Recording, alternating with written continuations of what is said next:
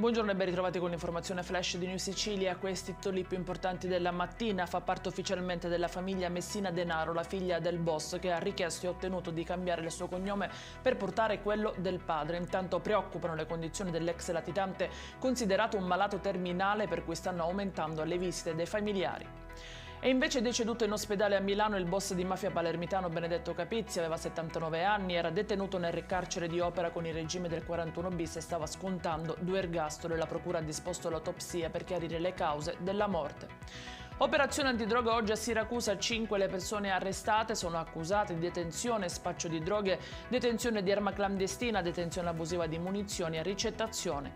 L'indagine è partita l'estate scorsa a seguito del ritrovamento di un ordigno artigianale di tipo bomba carta su un'auto. E ci spostiamo a Lampedusa, dove gli arrivi di migranti non accennano a diminuire. File di barchi in attesa di poter sbarcare sono davanti al molo Favaloro. Al momento si contano 1700 migranti, 44 gli approdi avvenuti nelle ultime 24 ore.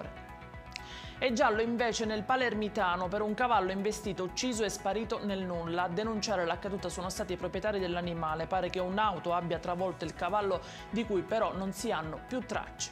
I dettagli su queste notizie li trovate sul nostro sito www.newsicilia.it e sui nostri canali social. L'appuntamento col TG Flash ritorna più tardi. Arrivederci.